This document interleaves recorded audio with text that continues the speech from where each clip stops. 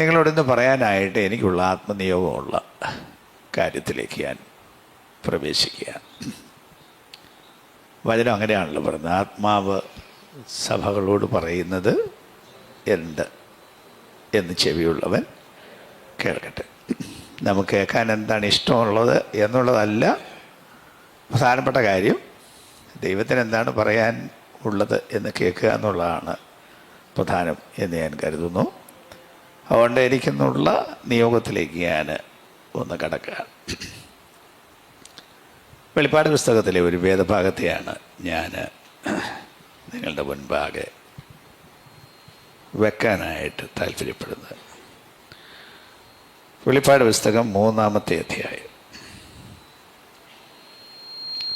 അതിൻ്റെ 14 മുതൽ ഉള്ള ചില വാക്യങ്ങളിലേക്കാണ് നിങ്ങളുടെ ശ്രദ്ധ ഞാൻ കൊണ്ടുവരാൻ ആഗ്രഹിക്കുന്നത്.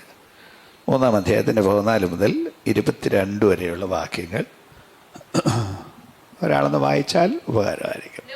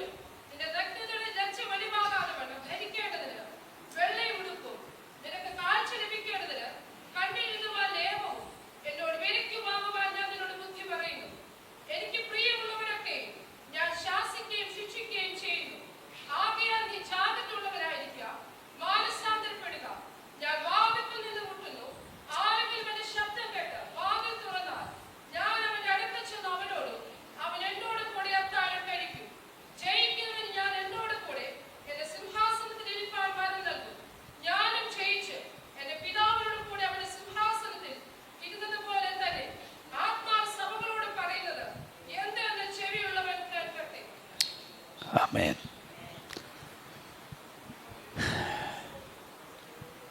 വെളിപ്പാട് പുസ്തകത്തിൻ്റെ ആദ്യത്തെ ഒരു 3 അധ്യായം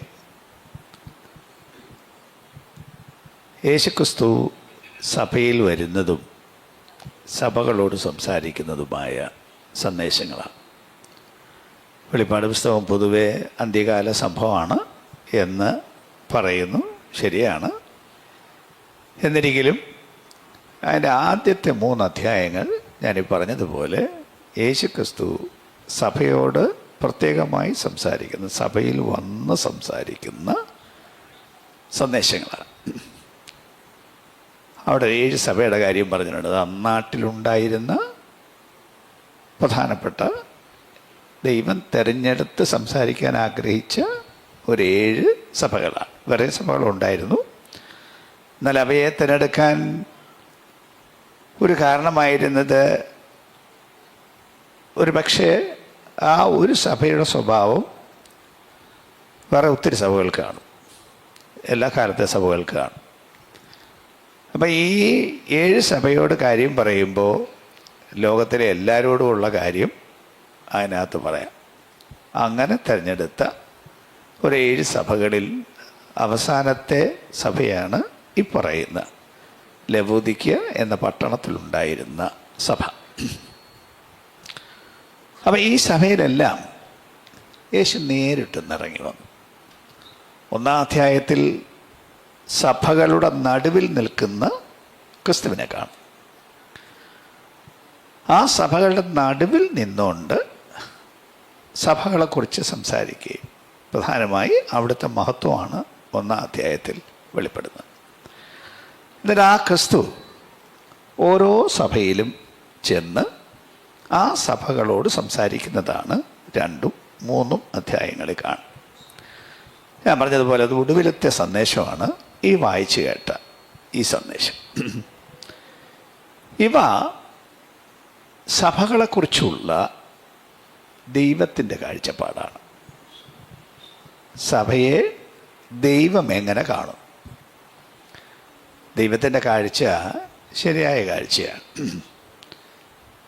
എല്ലാം അറിയുന്ന ദൈവപുത്രൻ 1-ാം അധ്യായത്തിൽ അങ്ങനെയാണ് കാണുന്നത്. അവിടുത്തെ വലിയ മഹത്വം എല്ലാം അങ്ങോട്ട് വിശദീകരിച്ച് കാണുമ്പോൾ അഗ്നിജ്വാലയ്ക്കൊത്ത കണ്ണുള്ളവൻ എന്ന് പറഞ്ഞാൽ കണ്ണല്ല അങ്ങനെ തീ പോലെ പൊള്ളി നിൽക്കുന്നു എന്നുള്ള അർത്ഥത്തിലല്ല അവിടെ പറഞ്ഞിരിക്കുന്നതിൻ്റെ അർത്ഥം.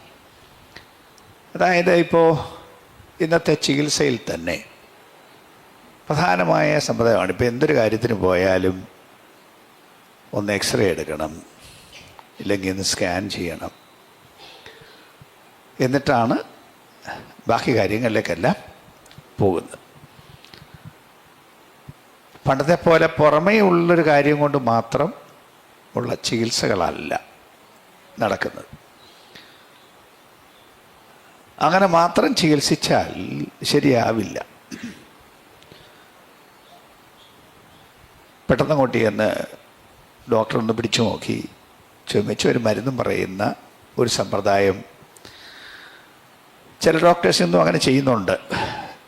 എന്നിരിക്കലും വ്യാപകമായിട്ട് ഇന്നൊന്ന് പരിശോധിച്ചതിന് ശേഷം, വിശദമായി പരിശോധിച്ചതിന് ശേഷം ചികിത്സിക്കുന്ന ഒരു സമ്പ്രദായം കൂടി ഇന്ന് നിലവിലുണ്ട്. അതാണ് നല്ലത്. പിന്നെ ഇതെല്ലാം വ്യാവസായികാടിസ്ഥാനത്തിൽ വേണ്ടാത്ത ടെസ്റ്റുകൾ നടത്തുന്ന സമ്പ്രദായം ഉണ്ടെന്നുള്ളതും ശരിയാണ്. എന്നിരിക്കലും അത്യാവശ്യ വിവരങ്ങളെല്ലാം പരിശോധിക്കണം. അപ്പം അതിന് ഉള്ള ഒരു സംവിധാനമാണ് ഈ എക്സ്റേ, സ്കാനിങ് എന്നെല്ലാം പറയുന്നത്. ഒരു തരം രശ്മികൾ നമ്മുടെ ശരീരത്തിനകത്തേക്ക് കടത്തിവിട്ട് ശരീരാവയവങ്ങളെ പരിശോധിക്കുന്ന സമ്പ്രദായമാണ്. അപ്പോൾ അതിൻ്റെ എല്ലാ ഭാഗങ്ങളും, ഏത് ഭാഗമെല്ലാം പരിശോധിക്കണോ ആ ഭാഗങ്ങളിലേക്ക് ഒരു തരം നമ്മൾ കാണാതെ ഒരു രശ്മി നമ്മുടെ ശരീരത്തിനകത്തൂടെ പോകുന്നു. അത് ആന്തരിക അവയവങ്ങളുടെ അവസ്ഥ വെളിപ്പെടുത്തും. പുറമെ കാണാൻ പറ്റാത്തത് വെളിപ്പെടുത്തും. അത് വെളിപ്പെട്ടെങ്കിൽ മാത്രമേ എന്താണ് പ്രശ്നം എന്ന് കാണാൻ പറ്റുള്ളൂ. അത് കണ്ട് വിലയിരുത്തിയിട്ട് വേണം ചികിത്സ നടത്താൻ. അപ്പം അതിനാണ് യേശുവിൻ്റെ ആ കണ്ണ്, അഗ്നിജ്വാലയ്ക്കൊത്തുള്ള കണ്ണ് എന്ന് പറഞ്ഞാൽ ആ എക്സ്റേ പോലെ ഉള്ള ആ കണ്ണ് അങ്ങോട്ട് കയറി സകലത്തെയും വിവേചിക്കും. ഒറ്റ നോട്ടത്തിന് സകലവും കാണും, അത് വെളിപ്പെടുത്തും. അപ്പം അങ്ങനെ ഓരോ സഭകളിലും കയറി അവരെ പരിശോധിച്ച് വെളിപ്പെടുത്തുന്ന വെളിപ്പെടുത്തലുകളാണ് ഇവ ഓരോന്നും. ഇതെല്ലാ കാലത്തും ഈ സന്ദേശങ്ങൾ സഭകൾക്ക് എല്ലാ കാലത്തും ബാധകമാണ്. ഓരോ കാലഘട്ടത്തിൻ്റെ സഭയാണ് എന്നൊരു വ്യാഖ്യാനം ഉണ്ടെങ്കിലും അതിൽ ഒതുക്കി നിർത്താൻ പറ്റില്ല. ഇപ്പോൾ ഇന്നത്തെ കാലം ലവോദിക്ക സഭയുടെ കാലമാണ് എന്ന് പറയുന്ന ഒരു കൂട്ടം വ്യാഖ്യാതാക്കൾ ഉണ്ട്. ശരിയാണ്, ലവോദിക്കയുടെ കാലമാണെന്നുള്ളത് ശരിയാണ്. പക്ഷെ അതേസമയം സ്മുർണയുടെ കാലം അനുഭവമുള്ള സഭകൾ, വ്യക്തികൾ ഇന്നും ഉണ്ട്. പെർഗമോസിൻ്റെ സ്വഭാവക്കാർ ഉണ്ട്, തുയത്തേരയുടെ സ്വഭാവക്കാർ ഉണ്ട്. അങ്ങനെ എല്ലാ സഭകളിലെയും സ്വഭാവങ്ങൾ എല്ലാ കാലത്തും ഉണ്ട്. അപ്പം ഇന്നും ഞാനീ പറഞ്ഞതുപോലെ 7 സഭകളുടെയും സ്വഭാവം സഭയുടെ ജനത്തിനിടയിൽ ഉണ്ടാവും. അല്ലാതെ ഇന്നൊരു കാലഘട്ടത്തിൻ്റെ മാത്രം പറഞ്ഞൊതുക്കാൻ സാധിക്കില്ല. എന്നാലും പ്രസക്തികൾ കൂടുതൽ കണ്ടേക്കാം. അപ്പം ഇന്ന് പറയാനുള്ള സന്ദേശം ഇവിടെ പറഞ്ഞിരിക്കുന്ന ചില കാര്യങ്ങളാണ് എടുത്തു പറയാൻ എനിക്ക് നിയോഗമുള്ളത്. ഇവരെക്കുറിച്ച് പറയുന്ന ദൈവിക വെളിപ്പാട് ദൈവം സ്കാൻ ചെയ്തിട്ട് പറയാണ്. ആ വെളിപ്പാട് പറയുന്നത് 17-ാം വാക്യം ഒന്നുകൂടെ വായിക്കാവോ? മതി മതി മതി എത്രയാണ്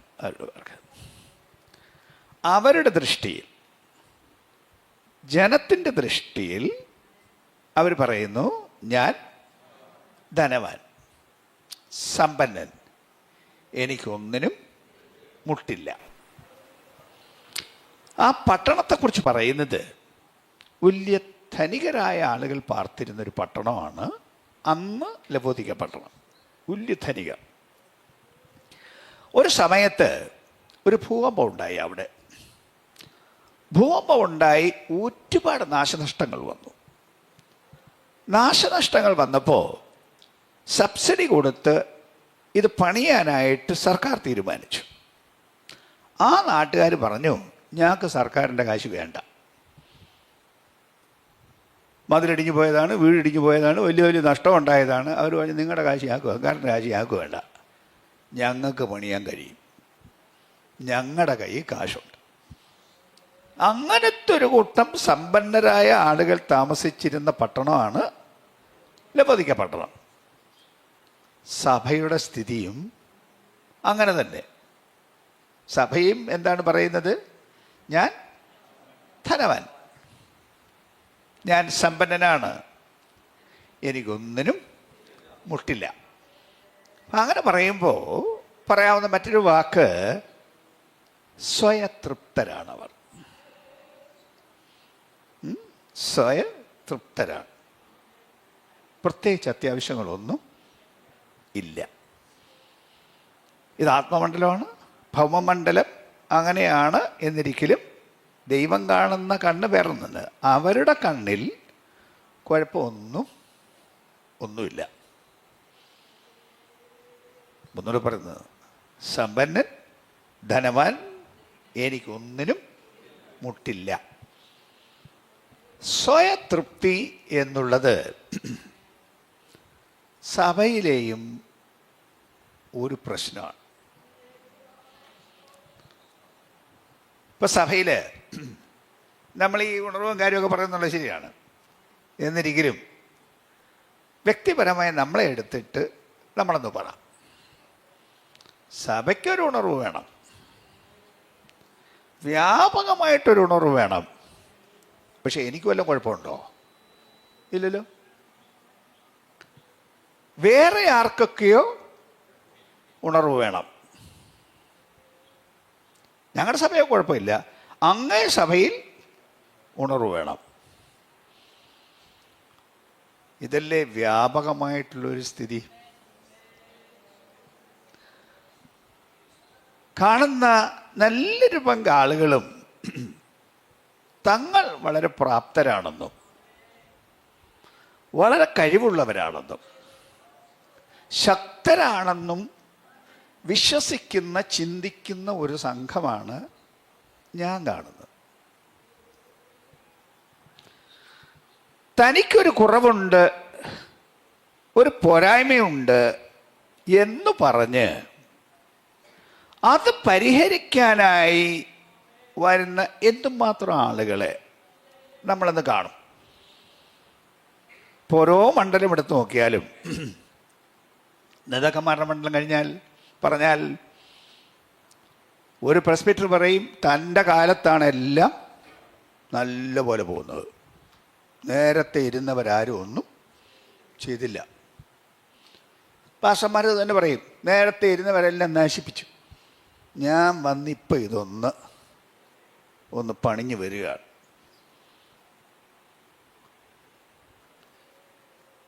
ഒരു സ്ഥിതിയാണ്. സമ്പന്നൻ, ധനവാൻ, എനിക്കൊന്നിനും മുട്ടില്ല. വിശ്വാസികളുടെ കാര്യവും പറയൂ. ഒരാരാധനയ്ക്ക് വന്നാൽ എനിക്കിന്ന് വല്ലതും കിട്ടണം, എനിക്കൊന്ന് വല്ലതും പ്രാപിക്കണം, എൻ്റെ പക്കൽ കുറവുണ്ട്, അതുകൊണ്ട് ഞാൻ പ്രാപിക്കാൻ വേണ്ടി വരുന്നു എന്നും പറഞ്ഞ് ആരാധനയ്ക്ക് വരുന്ന എത്ര മനുഷ്യരുണ്ടാവും? സത്യം പറഞ്ഞാൽ വരുന്നു, പാട്ട് പാടുന്നു, ആരാധിക്കുന്നു, പോകുന്നു എന്നല്ലാതെ ദൈവമേ ഒരു കാലത്ത് എന്നിലുണ്ടായിരുന്നത് ഇന്നില്ല, അല്ലെങ്കിൽ ഞാൻ കണ്ടതിനേക്കാൾ കൂടുതൽ ഉണ്ട്, അതെനിക്കൊന്ന് പ്രാപിക്കണം എന്ന് പറയാൻ എത്ര മനുഷ്യരെ കാണും? പൊതുവെ എല്ലാ മണ്ഡലങ്ങളിലും, ഭൗമമണ്ഡലം ഒഴികെ, ആത്മലോകത്തെക്കുറിച്ച് പറഞ്ഞാൽ തൃപ്തിയാണ് ആളുകൾക്കെല്ലാം ഉള്ളത് എന്ന് വേണം പറയാൻ. കാശ് കിട്ടിയാൽ ആർക്കും തികയില്ല. പിന്നെ കൂടുതൽ കാശ് വേണം എന്നുള്ള ആഗ്രഹമേ മനുഷ്യൽ ഞാൻ കണ്ടിട്ടുള്ളൂ. മതി എന്ന് പറയുന്ന ആളുകളുടെ സംഖ്യ താരതമ്യേന വളരെ വളരെ കുറവാണ്. അങ്ങനെ ചിലരുണ്ട് ഇത്രയൊക്കെ മതിയെന്ന്. എന്നാൽ കൂടുതൽ ഉണ്ടാക്കുക എന്ന ലക്ഷ്യമാണ് മനുഷ്യർക്കെല്ലാം. നല്ലപോലെ കാശുണ്ട്, ഒരു കമ്പനി തുടങ്ങിയാൽ അതുകൊണ്ട് നിർത്തില്ല, അത് പുരോഗമിച്ചാൽ അടുത്ത കമ്പനി തുടങ്ങണം, അത് കഴിഞ്ഞാൽ അടുത്തത് തുടങ്ങണം, 10 ആവണം, 15 ആവണം. അങ്ങനെ കാശുണ്ടാക്കാനുള്ള ലക്ഷ്യം മനുഷ്യർക്കെല്ലാം വ്യാപകമാണ്. പക്ഷെ ഈ ലക്ഷ്യം ആത്മലോകത്തിലുണ്ടോ എന്ന് നമ്മളൊന്ന് പരിശോധിച്ച് നോക്കണം. കത്തോലിക്ക സഭയെ നോക്കിയാൽ അവർ പറയും ഞങ്ങളാണ് സത്യസഭ. സ്വർഗത്തിൽ പോകണോ കത്തോലിക്ക സഭ ചേരണം, അല്ലാതെ സ്വർഗത്തിൽ പോകാൻ്റെ മാർഗം ഇല്ല. അതാണ് കത്തോലിക്ക സഭയുടെ വിശ്വാസം. ഓർത്തഡോക്സുകാർ പറഞ്ഞാൽ അവർ പറയും ഞങ്ങളാണ് ഒറിജിനൽ സത്യസഭ, ബാക്കിയെല്ലാം വഴിപഴച്ചു പോയതാണ് എന്നാണ് ഓർത്തഡോക്സുകാരുടെയും യാക്കോബക്കാരുടെയും അവകാശവാദങ്ങൾ. അങ്ങനെ ഓരോ കൂട്ടരും ഇങ്ങോട്ട് വന്നാൽ എല്ലാവരും അങ്ങനെ തന്നെ പറയും. ഏത് സഭയാണ് അങ്ങനെ അല്ലാതെ പറയുന്നത്? ബ്രദറുകാർ വന്നാൽ പറയും ഞങ്ങളുടെയാണ് തനി ഉപദേശം, വചനം അറിയാവുന്നത് ഞങ്ങളാണ്. ബ്രദറുകാരുടെ വിശ്വാസം അങ്ങനെയാണ്. നിങ്ങൾ ഈ അന്യഭാഷയും ഒക്കെ പറയുന്ന പെന്തിക്കോസുകാർ വചന വിപരീതികളാണെന്നും എന്നും അവർ തറപ്പിച്ച് പറയും. പെന്തിക്കോസുകാർ വരുമ്പോൾ പറയും ഞങ്ങളാണ് ഒറിജിനൽ, ആദിമ അപ്പോസ്തോലിക സഭ ഞങ്ങളാണ്, വേറെ എല്ലാം തെറ്റാണ് എന്ന് പറയുന്നതാണ് പെന്തിക്കോസ്തു സമൂഹം. എന്നാൽ നമ്മൾ പറയൂ, ഉള്ള സത്യം പറഞ്ഞാൽ ഈ അപ്പോസ്തോലിക സഭയിൽ ഉണ്ടായിരുന്ന അനുഭവങ്ങളും അവസ്ഥകളും നിലയും നമുക്കുണ്ടെന്ന് പറയാൻ ശരിക്കും തൻ്റെ ഇടമുണ്ടോ?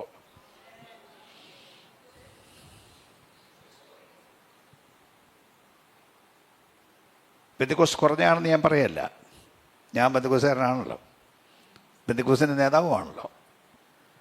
എങ്കിലും ഇതിനെ ദൈവം കാണുന്നത് പോലെ നമ്മളത് കാണണമല്ലോ. നമ്മൾ കാണുന്നത് പോലെയോ നമ്മുടെ പ്രസ്ഥാനത്തിൻ്റെ അന്തസ്സ് നിലനിർത്താൻ കാണുന്നത് പോലെയോ കണ്ടാൽ പോരാല്ലോ. മുമ്പ് ഇവിടെ പ്രസ്ബിറ്റർ പറഞ്ഞതുപോലെ ഒരു കാലത്തുണ്ടായിരുന്ന, ഇല്ല നമ്മുടെ കാലത്തിൻ്റെ കുറച്ച് മുമ്പ് ഈ പെന്തിക്കോസ്ത് പ്രസ്ഥാനം തുടങ്ങിയപ്പോഴുണ്ടായിരുന്ന ആത്മാനുഭവങ്ങളോ അവസ്ഥകളോ ഇന്നത്തെ സഭയ്ക്കുണ്ട് എന്ന് പറയാവോ? നിങ്ങൾ സമ്മതിക്കില്ലെന്ന് അറിയില്ല. അന്നത്തെ കാലത്ത് കൂടെ കാത്തിരിപ്പ് യോഗങ്ങളുണ്ടായിരുന്നു. എല്ലാ ആഴ്ചയിലും സഭയിൽ കാത്തിരിപ്പ് യോഗം ഉണ്ടായിരുന്നാണ് എൻ്റെ ബാല്യത്തിലെ എൻ്റെ ഓർമ്മ. ഞാൻ പെന്തിക്കോസ്ത് ജനിച്ചു വളർന്ന ആളാണ്. പ്രവാചകരുണ്ടായിരുന്നു. പ്രവാചകർ നിനക്ക് നന്മ വരും എന്ന് പ്രവചിച്ച് അനുഗ്രഹം പറഞ്ഞ പ്രവാചകരായിരുന്നില്ല അന്നുണ്ടായിരുന്ന പ്രവാചകർ. ഇന്നത്തെ പ്രവചനവും അന്നത്തെ പ്രവചനവും തമ്മിൽ വലിയ സാമ്യം ഞാൻ കാണുന്നില്ല. പാപം ചെയ്തിട്ട് വന്നാൽ കൃത്യമായിട്ട് ആ പാപം വിളിച്ചു പറഞ്ഞ് സഭയ്ക്ക് ശുദ്ധീകരണം വരുത്തുന്ന പ്രവാചകരും ദർശനക്കാരും അന്ന് സഭയിലുണ്ടായിരുന്നു. നിങ്ങൾ പഴയ പെന്തിക്കോസുകാർ പറയും അലസൻ വിശ്വാസി അങ്ങനെയുള്ള ഉപയോഗങ്ങൾക്ക് വരുമായിരുന്നില്ല. കാരണം വന്നാൽ പിടിവീഴും. ആത്മതാല്പര്യമുള്ളവരാണ് അന്ന് യോഗത്തിന് വന്നിരുന്നത്. ആർക്കും സഭയിൽ കയറി വരാൻ ഭയമുണ്ടായിരുന്നു. മാത്രമല്ല ഏറെക്കുറെ നല്ലൊരു പങ്ക് ശുശ്രൂഷകന്മാരും കൃപാവരമുള്ളവരും വെളിപ്പാടുള്ളവരുമായിരുന്നു. അവർ പ്രവചിക്കുന്നവരായിരുന്നു. സഭയുടെ തിന്മകൾ വെളിപ്പെടുത്താൻ ആത്മാധികാരത്തോടെ നിന്ന ഒരു സംഘമുണ്ടായിരുന്നു. അന്ന് ജനത്തിന് ആരാധനയ്ക്ക് വരുന്നത് ഭയത്തോടും ബഹുമാനത്തോടുമായിരുന്നു. ഇന്ന് ഏത് തിന്മയും ചെയ്യാൻ സഭയിൽ കയറി വരാൻ ആർക്കും മടിയില്ല. അവരെന്താണ് പ്ലാൻ ചെയ്തിരിക്കുന്നതെന്ന് ആർക്കും അറിയില്ല. സംഭവം പൊട്ടിച്ചു കഴിയുമ്പോൾ മാത്രമേ സംഗതി പിടിവിട്ടു പോയി എന്നറിയുള്ളൂ. മറ്റത് ഇവൻ പ്ലാൻ ചെയ്യുന്നത് വാതിൽ ചവിട്ടുമ്പോൾ തന്നെ വിളിച്ചു പറയുന്ന ആത്മശുശ്രൂഷക്കാർ സഭയിലുണ്ടായിരുന്ന കാലത്ത് ജനത്തിനിടയിൽ ഭയവും ദൈവിക ബഹുമാനവും ഉണ്ടായിരുന്നു. അതെല്ലാം കൈവിട്ടു പോയിട്ട് അല്പം അന്യഭാഷ പറയുക, ചില സമയം അന്യഭാഷയിലൊന്ന് പാടുക. ഇതാണ് ആത്മീകം എന്ന് ധരിച്ചു വച്ചിരിക്കുന്ന ഒരു കാലമല്ലേ ഇന്നത്തെ കാലം. പരിശോധിച്ചു നോക്കൂ. ഈ അന്യഭാഷ പറയുന്നവർ തനിയെ ഒന്നിരിക്കുമ്പോൾ ഈ അന്യഭാഷ വരുമോ? വരുന്ന ചിലരുണ്ട്. ഈ കൂട്ടത്തിൽ പാടുന്ന കൂട്ടത്തിൽ 10 അന്യഭാഷയും കൂടെ പാടിയെന്ന് പറഞ്ഞാൽ അതാണ് ആത്മീകമെന്നോ അതാണ് ഉണർവെന്നോ ധരിച്ചാൽ, എല്ലാവരും പാടുന്ന കൂട്ടത്തിൽ ആർക്കും ഇച്ചിരി അന്യഭാഷ പറയാം. എന്നാൽ രാത്രി കിടന്നുറങ്ങുന്ന കൂട്ടത്തിൽ അങ്ങോട്ടൊന്ന് തിരിഞ്ഞു കിടക്കുമ്പോൾ അന്യഭാഷ പറയത്തക്കവണ്ണം ആത്മാവകത്തുണ്ടോ? അടുക്കളയിൽ പാചകം ചെയ്തുകൊണ്ടിരിക്കുന്ന കൂട്ടത്തിൽ ഒന്ന് ആത്മാവിൽ പാടിക്കൊണ്ട് പാചകം ചെയ്യുന്ന ആത്മമണ്ഡലം ഉണ്ടോ? തനിയെ വണ്ടി ഓടിച്ചു പോകുമ്പോൾ അതിനകത്തിരുന്നുകൊണ്ട് ആത്മാവിൽ ഒന്ന് പ്രാർത്ഥിക്കാൻ കൃപയുണ്ടോ?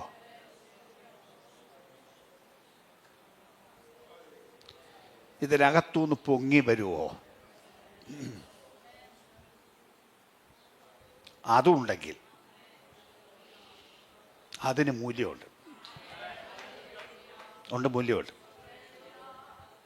ഞാൻ എൻ്റെ ഭാഷയെ വില കുറച്ച് കാണിക്കുകയാണ് എന്ന് ധരിക്കരുത്.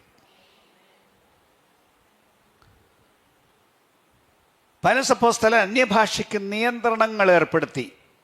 1 കൊരിന്ത്യർ 14 അധ്യായത്തിൽ കുറേ കാര്യങ്ങൾ നിയന്ത്രണങ്ങളായി അന്യഭാഷയെക്കുറിച്ച് പറഞ്ഞു.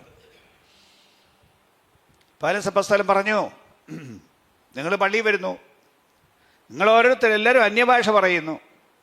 അവിശ്വാസിയോ അന്യജാതിക്കാരനോ അകത്ത് കയറി വന്നാൽ നിങ്ങളുടെ അന്യഭാഷ അവർക്ക് മനസ്സിലാവില്ല. അങ്ങനെ നിങ്ങൾ അന്യഭാഷ പറഞ്ഞുകൊണ്ടിരുന്നാൽ അവർക്ക് തിരിയാത്തതിനാൽ നിങ്ങൾക്ക് ഭ്രാന്തുണ്ട് എന്നവർ പറയുകയില്ലയോ? 1 കൊരിന്ത്യർ 14 അധ്യായമാണ് ഞാൻ പറയുന്നത്. 24-25 വാക്യമാണ് പറയുന്നത്. അതേസമയം നിങ്ങൾ പ്രവചിക്കുന്നുവെങ്കിലോ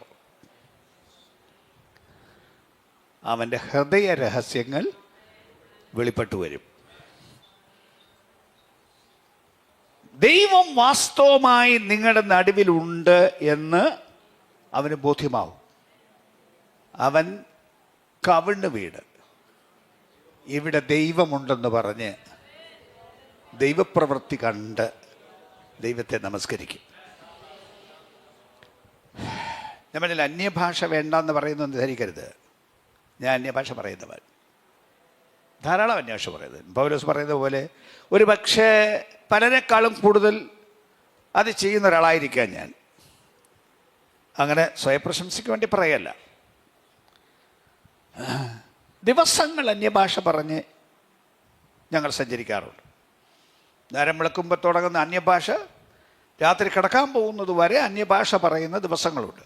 അങ്ങനെ പ്രത്യേക ശുശ്രൂഷയ്ക്ക് പോകുന്ന സമയങ്ങളുണ്ട്. അപ്പം അതിനൊന്നും ഞാൻ വില കുറച്ച് കാണിക്കുകയല്ല.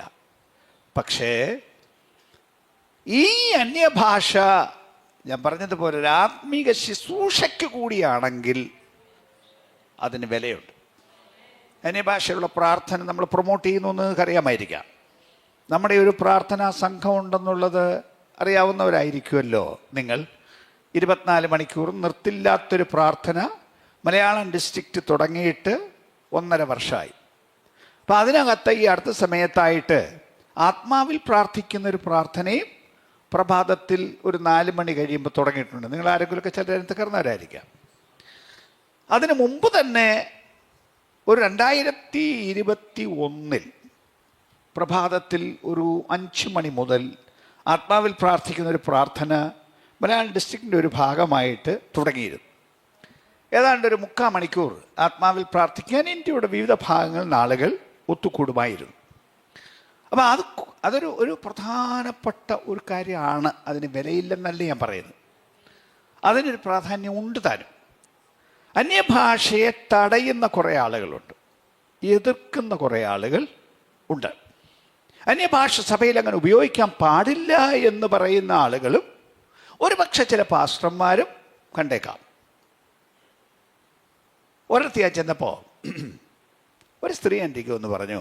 അപ്പം അന്ന് ഞാൻ അന്യഭാഷയെക്കുറിച്ച് പ്രസംഗിക്കാനാണ് അന്ന് എനിക്ക് നിയോഗം ഉണ്ടായത്. അപ്പം അങ്ങനെ അന്യഭാഷ സംസാരിക്കുന്നതിൻ്റെ പ്രാധാന്യത്തെക്കുറിച്ചും പ്രയോജനത്തെക്കുറിച്ചൊക്കെ പള്ളിയിൽ ഞാൻ പ്രസംഗിച്ച് കഴിഞ്ഞപ്പോൾ എനിക്ക് ഒന്ന് പറഞ്ഞു, ഞാൻ ആത്മാവിൽ പ്രാർത്ഥിച്ചുകൊണ്ടിരുന്ന ഒരാളാണ്, പക്ഷെ സഭയിലെ പ്രസംഗങ്ങളും പലരും വന്ന് വിമർശനങ്ങൾ നടത്തിയതിൻ്റെയും വെളിച്ചത്തിൽ ഞാൻ നിർത്തിവെച്ചു. എന്നാൽ അതിൻ്റെ പ്രാധാന്യം മനസ്സിലാകുന്നത് കൊണ്ട് അത് വീണ്ടും ചെയ്യാൻ ഞാൻ പോവുകയാണ് എന്ന് പറഞ്ഞത് ഞാൻ ഓർക്കും. എന്താണ് അന്യഭാഷയിൽ അങ്ങനെ പ്രാർത്ഥിക്കുന്നതിൻ്റെ പ്രയോജനം? പക്ഷെ അന്യഭാഷ വെറുതെ പറയുക മാത്രമല്ല, അന്യഭാഷയിൽ പ്രാർത്ഥനയുണ്ട്, അന്യഭാഷയിൽ പാട്ടുണ്ട്. 1 കൊരിന്ത്യർ 14 അധ്യായം അതിന് 14-15 വാക്യങ്ങളിൽ പറയുന്ന പ്രയോഗങ്ങൾ പൗലോസ് പറയാണ്. അന്യഭാഷയ്ക്ക് നിയന്ത്രണങ്ങൾ ഏർപ്പെടുത്തുന്ന 1 കൊരിന്ത്യർ 14 അധ്യായത്തിൽ അതിൻ്റെ 14-15 വാക്യങ്ങളിൽ എന്താണ് വായിക്കുന്നത്?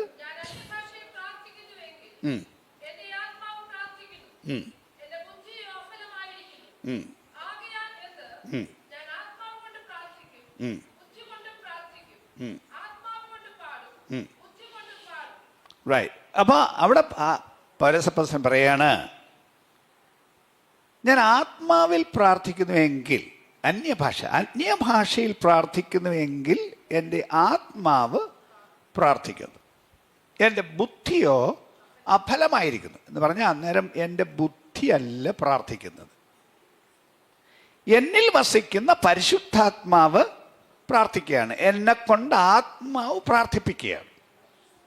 ഇപ്പം അന്യഭാഷ പറയുകയല്ലത്, അത് പ്രാർത്ഥനയായിത്തീരുന്നു.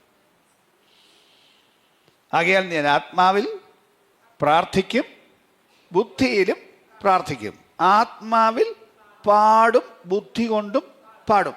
അപ്പം ആത്മാവിൽ പ്രാർത്ഥനയുണ്ട്, ആത്മാവിൽ പാട്ടുമുണ്ട്. അങ്ങനെ ചെയ്താൽ എൻ്റെ ബുദ്ധി അഫലമാണ്, എൻ്റെ ആത്മാവാണ് അന്നേരം പ്രാർത്ഥിക്കുന്നത്. ആ പ്രാർത്ഥനയുടെ പ്രയോജനം റോമർ 8 അധ്യായത്തിൻ്റെ 26 വാക്യത്തിൽ പറയുന്നുണ്ട്. അവിടെ പറഞ്ഞ വേണ്ടും പോലെ പ്രാർത്ഥിക്കേണ്ടത് എന്തെന്ന് നാം അറിയുന്നില്ലല്ലോ, ആത്മാവ് തന്നെ ഉച്ചരിച്ചുകൂടാത്ത ഞരക്കങ്ങളാൽ വിശുദ്ധർക്ക് വേണ്ടി പക്ഷപാതം ചെയ്യും. ആത്മാവ് തന്നെ പക്ഷപാതം ചെയ്യും. പറഞ്ഞതിൻ്റെ അർത്ഥം, ഇപ്പം നമ്മൾ പ്രാർത്ഥിക്കുന്ന സാധാരണ നമ്മുടെ ബുദ്ധി കൊണ്ട് പ്രാർത്ഥിക്കുന്നു. ബുദ്ധി കൊണ്ട് പ്രാർത്ഥിക്കുന്നു എന്ന് പറഞ്ഞാൽ നമുക്കറിയാവുന്ന ആവശ്യങ്ങളെക്കുറിച്ചാണ് നമ്മൾ പ്രാർത്ഥിക്കുന്നത്. എന്തൊക്കെയോ ആവശ്യങ്ങൾ നമുക്കറിയാം, അതിനെക്കുറിച്ച് നമ്മൾ പ്രാർത്ഥിക്കുന്നു. നമ്മുടെ പ്രാർത്ഥന സ്വല്പം കഴിയുമ്പോൾ തീർന്നു പോവില്ലേ? നമ്മുടെ മനസ്സിലിരുന്ന കാര്യമല്ല, പ്രാർത്ഥിച്ചു കഴിഞ്ഞു, പ്രാർത്ഥന തീർന്നു. അപ്പം നമുക്കറിയാവുന്ന കാര്യങ്ങൾക്ക് വേണ്ടി പ്രാർത്ഥിച്ചു. എല്ലാ കാര്യങ്ങളും നമുക്കറിയാവോ എന്ന് പറഞ്ഞാൽ, ഇപ്പം നിങ്ങളുടെ ശരീരസ്ഥിതി തന്നെ നിങ്ങൾക്കറിയാവോ? അറിയാമെന്ന് തോന്നിയാലും നിങ്ങൾക്കൊരു രോഗമുണ്ട്, അതിൻ്റെ വേദന തോന്നുമ്പോൾ അതിൻ്റെ സൗഖ്യത്തിന് വേണ്ടി പ്രാർത്ഥിക്കും. ഉദാഹരണത്തിന്, കഴിഞ്ഞ ദിവസം ഇന്നലെ രാത്രി ഒരു വീട്ടിൽ പോയി ഞാൻ. അപ്പോൾ ഒരു മനുഷ്യൻ 56-ാമത്തെ വയസ്സ് മരിച്ചുപോയി, ക്യാൻസറായിരുന്നു. അപ്പോൾ അവരെന്നോട് പറയാണ്, 8 മാസമേ ആയുള്ളൂ രോഗം കണ്ടെത്തിയിട്ട്. പക്ഷേ രോഗം കണ്ടെത്തിയപ്പോഴത്തേക്ക് 4th സ്റ്റേജ് ആയിപ്പോയി. പറഞ്ഞതിൻ്റെ അർത്ഥം മാനുഷിക ഭാഷയിൽ പറഞ്ഞാൽ ചികിത്സിച്ച് ഭേദമാക്കാൻ കഴിയുന്ന സ്ഥിതി നില കഴിഞ്ഞുപോയി. അപ്പം പിന്നെ ചികിത്സിച്ചാൽ വേദന കുറയ്ക്കാമെന്നല്ലാതെ പ്രത്യേകിച്ച് ഒന്നുമില്ല. അപ്പം നമുക്ക് നമ്മുടെ പ്രശ്നങ്ങൾ പോലും ഒരു വേദനയായി തോന്നുമ്പോഴേ നമുക്ക് പ്രാർത്ഥിക്കാൻ പറ്റുള്ളൂ. ബുദ്ധി കൊണ്ട് പ്രാർത്ഥിച്ചാൽ, ആത്മാവ് കൊണ്ട് പ്രാർത്ഥിച്ചാൽ, ഇത് തുടങ്ങുന്നതിന് മുമ്പ് ആത്മാവ് പ്രാർത്ഥിച്ചൂടെ? ചില രോഗങ്ങളോ കഷ്ടങ്ങളോ വരുത്താൻ പിശാച് പ്ലാൻ ചെയ്യുന്ന സമയമുണ്ടെന്നറിയാമോ? നിങ്ങൾക്കൊരു നാശം വരുത്താൻ പിശാച് ഇച്ഛിക്കുന്ന സമയങ്ങളുണ്ടെന്നറിയാമോ? അങ്ങനെ അത് പ്ലാൻ ചെയ്യുമ്പോൾ ദൈവം തൻ്റെ ആത്മാവിനാൽ ഈ ആത്മമണ്ഡലത്തിൽ ജീവിക്കുന്നവർക്ക് പ്രേരണ കൊടുക്കും. ചില അനുഭവത്തിലുണ്ടാവാം. ഇരിക്കുന്ന ഇരിപ്പിൽ ഒന്ന് പ്രാർത്ഥിക്കണം എന്ന് തോന്നുന്നവരുണ്ടോ? അങ്ങനെ ഇരിക്കുമ്പോൾ പെട്ടെന്നൊരു പ്രേരണ, ആ പ്രേരണ തോന്നുന്നവർ അന്നേരം പ്രാർത്ഥിക്കണം. അല്ല, അന്ന് വൈകിട്ട് കുടുംബ പ്രാർത്ഥനയ്ക്ക് ഇരിക്കുമ്പോഴല്ല പ്രാർത്ഥിക്കേണ്ടത്. 2 ദിവസം കഴിഞ്ഞല്ലേ, ഒരാഴ്ച കഴിഞ്ഞ് ഉപവസിച്ച് പ്രാർത്ഥിക്കുകയല്ലേ വേണ്ടത്.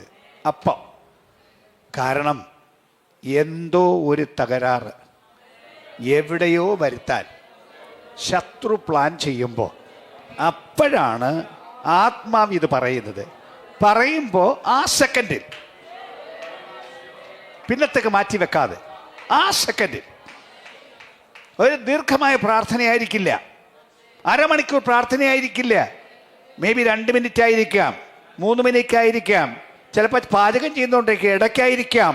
അങ്ങനെ പറഞ്ഞാൽ അന്നത്തെ പാചകം തീർത്ത ശേഷം പോയി പ്രാർത്ഥിക്കാനല്ല, അപ്പോൾ തന്നെ അതൊന്ന് സിമ്മിലിട്ടും വെച്ച് 1 സെക്കൻഡ് ഓടിപ്പോയി ഒന്ന് മുട്ടുകുത്തി ആത്മാവിൽ പ്രാർത്ഥിച്ചാൽ പിശാച് പ്ലാൻ ചെയ്തത് മുഴുവൻ നിർവീര്യമാക്കി കളയുന്ന ആത്മമണ്ഡലം ഉണ്ടാവും അവിടെ.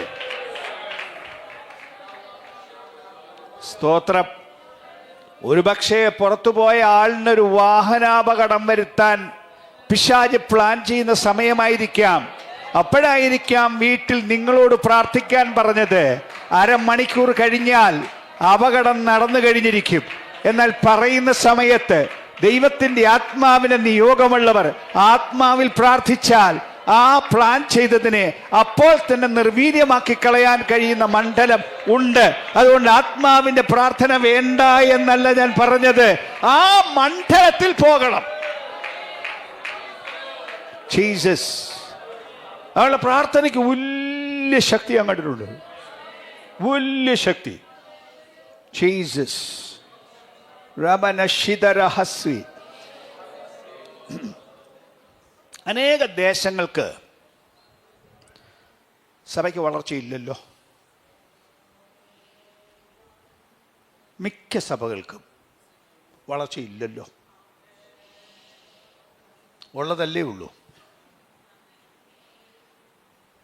ആദിമ സഭയ്ക്കുണ്ടായ വളർച്ച നമ്മുടെ സഭാമണ്ഡലത്തിലുണ്ടോ?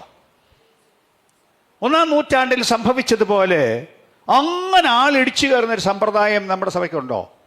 ഇല്ലല്ലോ. കാലങ്ങളായിട്ട് 25 പേരില്ലാത്ത സഭ നമ്മുടെ സെക്ഷനുകളിൽ ധാരാളമില്ലേ? വർഷങ്ങളായിട്ട് 50 വർഷമായിട്ട് ഉള്ളതിൻ്റെ അത്രയും ഉണ്ട് എന്നല്ലാതെ ഇതിന് വർദ്ധിക്കുന്നൊരു സമ്പ്രദായം നമ്മുടെ എത്ര സഭയിലുണ്ട്?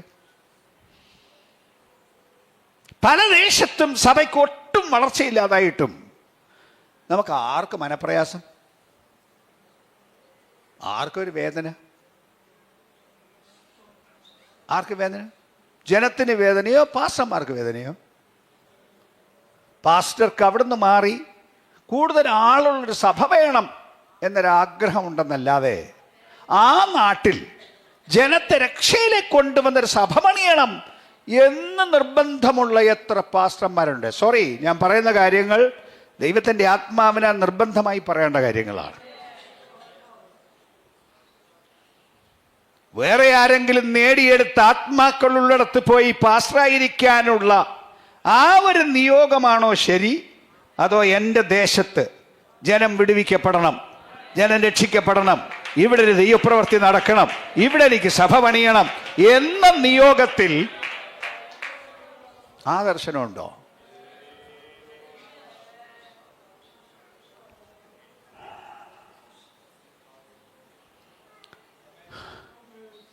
ദേശങ്ങൾ എളുപ്പമല്ല.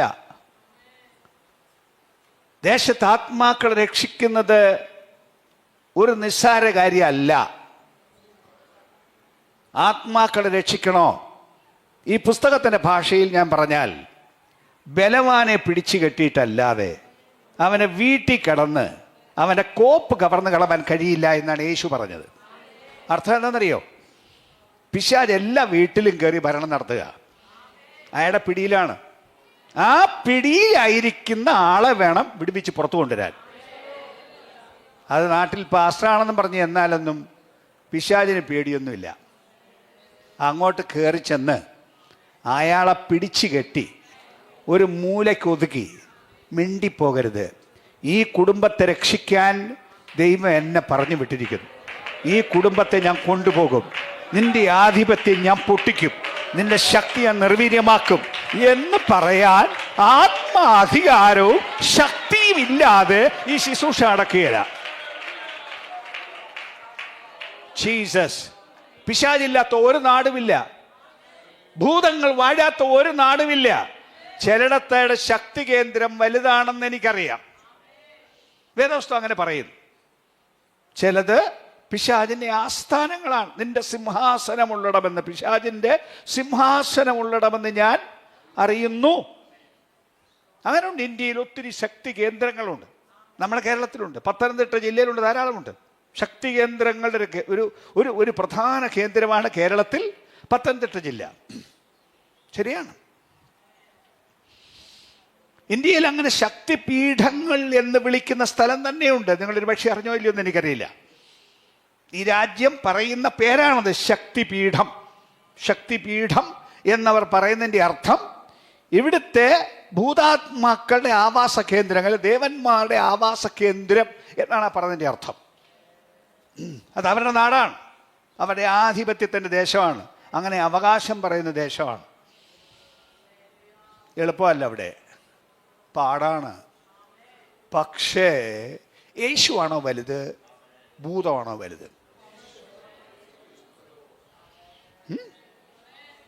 യേശുവിൻ്റെ ശക്തിയാണോ വലുത്, ദുർഭൂതങ്ങളുടെ ശക്തിയാണോ വലുത്? പറയാൻ മനസ്സുണ്ടേ പറഞ്ഞോളൂ. സ്തോത്രം. ഈ രാജ്യത്ത് വലിയ ശക്തിപീഠങ്ങളുടെ നടുവിൽ ആയിരക്കണക്കിന് ജനം കൂടി വരുന്ന കൂട്ടങ്ങൾ ഇന്ന് ഉണ്ട് ഈ ഇന്ത്യയിൽ. കൊച്ചു കൊച്ചു കൂട്ടമല്ല, ആയിരക്കണക്കിന് ആളുകൾ കൂടുന്ന കൂട്ടങ്ങൾ. എവിടെ? വലിയ ശക്തി കേന്ദ്രത്തിൽ. അവിടെ പോയാൽ പുണ്യം കിട്ടും എന്ന് ജനം വിശ്വസിച്ച് ജീവിക്കുന്ന മണ്ഡലത്തിൽ, സ്ഥലത്ത്. കുറേ വർഷങ്ങൾക്ക് മുമ്പ് ഞാൻ ഒരു ആരാധനയ്ക്ക് പോയി ഒരിടത്ത്. ആ പോയത് രാജ്യത്ത് മോക്ഷം കിട്ടുന്ന ഒരു സ്ഥലത്താണ്. അവിടെ ഒരു യോഗത്തിന് ഒരു കൂട്ടത്തിൽ ഞാൻ ഒരു ചെറിയ ഒരു കോഴ്സ് പഠിപ്പിക്കാൻ വേണ്ടി പോയതാണ്, കുറച്ച് പേര്.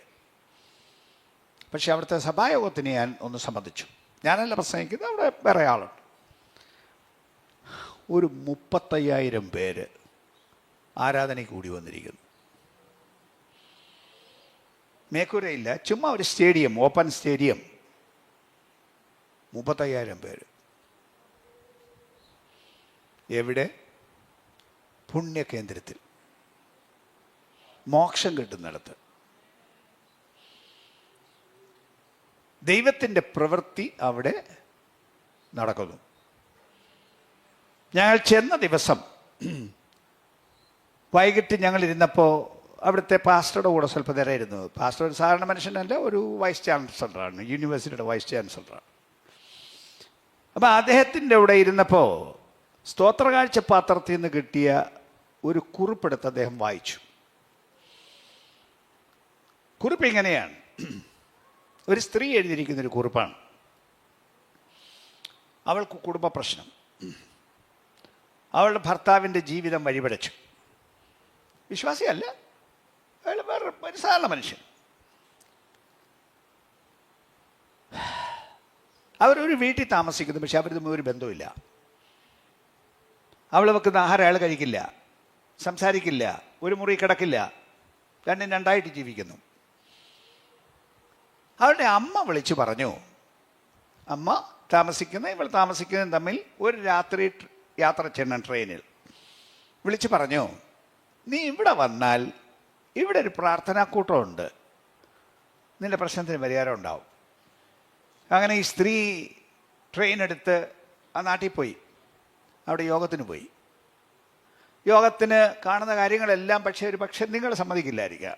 എനിവേ അവിടെ സംഭവിക്കുന്ന കാര്യം, യോഗത്തിന് വരുന്ന ഈ വലിയ ജനത്തിനെല്ലാം വേണ്ടി പ്രാർത്ഥിക്കാൻ പാസ്റ്റർക്ക് പറ്റില്ല. 35,000 പേര് വരുന്നു, എങ്ങനെ പ്രാർത്ഥിക്കാൻ പറ്റും? അതുകൊണ്ട് അവരിരിക്കുന്നിടത്ത് തന്നെ ഇരുന്നോണം. പാസ്റ്റർ ഇവിടെ നിന്നുകൊണ്ട് പ്രാർത്ഥിക്കും. അദ്ദേഹം ചെയ്യുന്ന വിധം, രോഗശാന്തി വേണമെങ്കിൽ അപ്പോൾ വിശ്വസിച്ചോണം, അല്ല വേറെ വല്ലവർക്കും വേണ്ടി രോഗശാന്തിയോ കാര്യം വേണമെങ്കിൽ നിങ്ങളൊരു കർച്ചീഫ് കൊണ്ടുവരണം. ആ കർച്ചീഫ് അന്നേരം പൊക്കി പിടിച്ചോണം. പാസ്റ്റർ തൊടുകയൊന്നുമില്ല, പൊക്കി പിടിച്ചോണം, പ്രാർത്ഥിക്കും. ഈ കർച്ചീഫ് കൊണ്ടിട്ടാൽ രോഗിക്ക് സുഖം ഉണ്ടാവും. അവിടുത്തെ വിശ്വാസമാണ്, അവിടെ നടക്കുന്ന കാര്യമാണ്. നിങ്ങൾക്ക് ചോദ്യം ഉണ്ടായിരിക്കാം. ചോദ്യം ഉണ്ടെങ്കിൽ ഞാൻ മറുപടി പറയുന്നു. അപ്പോസ്തലനായ പൗലോസിൻ്റെ ശരീരത്തിൽ നിന്ന് കർച്ചീഫ് കൊണ്ടിട്ടാൽ രോഗി സുഖമാകുമായിരുന്നോ? ആയിരുന്നോ? 1-ാം നൂറ്റാണ്ടിൽ സംഭവിച്ചോ? പൗലോസിൻ്റെ ശരീരത്തിൽ നിന്ന് റൂമാൽ കൊണ്ടിട്ടാൽ അന്ന് രോഗി സുഖമാകുമായിരുന്നു 1-ാം നൂറ്റാണ്ടിൽ. അങ്ങനെയാണെങ്കിൽ വസ്ത്രത്തിൽ കൂടി ദൈവശക്തി പോവില്ലേ? യേശുവിൻ്റെ വസ്ത്രത്തിൽ കൂടെ ദൈവശക്തി പോയില്ലേ? വാക്കിലൂടെ ദൈവശക്തി പോയില്ലേ? ഇന്നതില്ലെന്നോ? ഇന്നത്തെ പെന്തക്കോസ്തുകാരില്ലെന്ന് പറയും. ഇന്നത്തെ പെന്തക്കോസ് കൂടിയ പെന്തക്കോസ്താന്ന് നിങ്ങൾ പറയുകയും ആദിമ നൂറ്റാണ്ടിൽ സംഭവിച്ച സംഭവങ്ങളൊന്നും ഇല്ലെന്ന് പറയുകയും ചെയ്യുന്ന പെന്തക്കോസാണോ ശരി? അതോ ആദിമ നൂറ്റാണ്ടിൽ സംഭവിച്ചത് സംഭവിക്കും എന്ന് പറയുന്നതാണോ ശരി? ഏതായാലും ഈ സ്ത്രീ കർച്ചീഫ് പൊക്കി പിടിച്ചു പ്രാർത്ഥിച്ചു. കർച്ചീഫ് മടക്കി വീട്ടിൽ പോയി. പിറ്റേ ദിവസം രാവിലെ ഭർത്താവ് ജോലിക്ക് പോവുകയാണ്. പോകാൻ നേരം ഈ കർച്ചീഫ് എടുത്ത് കൊടുത്തിട്ട് പറഞ്ഞു, ദയവായിട്ട് ഇതും കൂടെ കൊണ്ടുപോകണമെന്ന്. അവിടെ കയ്യിൽ നിന്ന് ഒരു സാധനവും വാങ്ങിക്കത്തില്ല, ഒരു ബന്ധവുമില്ല. എതിര് പറയാതെ ഈ കർച്ചീഫ് വാങ്ങിച്ച് പോക്കറ്റിൽ ഇട്ടുകൊണ്ട് പോയി. സന്ധ്യയായപ്പോൾ തിരിച്ച് ജോലി കഴിഞ്ഞ് വന്നിട്ട് പറയാണ്, ഇവളോട് മിണ്ടാറില്ല, ഇവളുമായിട്ട് ഒരു ബന്ധവുമില്ല. അന്ന് വന്നിട്ട് പറയുകയാണ്, ഇന്ന് ഒരു പാർട്ടി ഉണ്ടായിരുന്നു ജോലി സംബന്ധമായി, നീ ഇല്ലാഞ്ഞോണ്ട് എനിക്കൊരു സ്വസ്ഥതയില്ലായിരുന്നെന്ന്. കാലങ്ങൾ തമ്മിൽ മിണ്ടാത്തവൻ ഒരു ദിവസം ഈ കർച്ചീഫ് പോക്കറ്റിൽ കിടന്നതേ ഉള്ളൂ. സന്ധ്യയായപ്പോൾ വന്ന് പറയുകയാണ്, നീ ഇല്ലാഞ്ഞോണ്ട് എനിക്ക് സ്വസ്ഥതയില്ലെന്ന്. ഒരാഴ്ച കർച്ചീഫ് ഇടയിലിരുന്നു. വെള്ളിയാഴ്ച ഇവൾ പറഞ്ഞു, എൻ്റെ കൂടെ അവിടം വരെ ഒന്ന് വരണം. ഇവിടെ കൂടെ എങ്ങും പോകാത്തവൻ എതിര് പറയാതെ പിറ്റേ ദിവസം രാത്രി ട്രെയിനിൽ പോകാൻ സമ്മതിച്ചു. ട്രെയിനിൽ കയറി ഞായറാഴ്ച രാവിലെ ഈ സ്ഥലത്ത് ചെന്നിറങ്ങി. അവിടെ സാക്ഷ്യമാണ് കേട്ടോ, ഞാൻ കഥ പറയില്ല, അവൾ എഴുതി വെച്ച സാക്ഷ്യം പറയാൻ. അവിടെ ചെന്നിറങ്ങി യോഗത്തിന് കയറിയിരുന്നു. യോഗം തുടങ്ങി. സ്വല്പം കഴിഞ്ഞപ്പോൾ ഇവൾ ഈ പുരുഷൻ ഭാര്യയുടെ നേരെ തിരിഞ്ഞിട്ട് പറയുകയാണ്, ക്ഷമിക്കണം, എനിക്ക് തെറ്റുപറ്റി. മേലാൽ നീ അല്ലാതെ എനിക്ക് വേറൊരു ഭാര്യയില്ല. എന്നോട് ക്ഷമിക്കണം.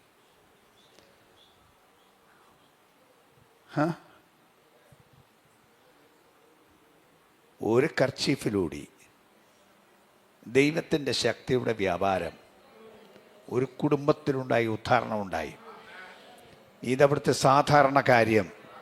വ്യാപകമായി ദൈവശക്തി വരികയും ജനം ദൈവത്താൽ വിടുവിക്കപ്പെടുകയും ചെയ്യും. ആത്മാവുള്ള പ്രാർത്ഥനയ്ക്ക് ശക്തി ഉണ്ടോ എന്ന് പരിശോധിച്ച് നോക്കണം. ആമേൻ. കേരളത്തിൽ നടന്നൊരു കാര്യം, എന്നോട് നേരിട്ട് പറഞ്ഞ കാര്യം ഞാൻ പറയാം.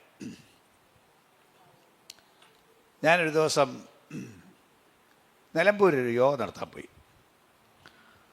അവിടെ വന്നപ്പോൾ ഒരു പാസ്റ്റർ എന്നെ കണ്ടു, നിലമ്പൂരുകാരൻ്റെ പാസ്റ്റർ വന്ന് എന്നോട് സംസാരിച്ചു. ഞാൻ ഒരു സെമിനാർ നടത്താൻ പോയി. എൻ്റെ സെമിനാറിന് അദ്ദേഹം സംബന്ധിക്കാൻ വന്നതാണ്. വന്നിട്ട് എന്നോട് പറഞ്ഞു,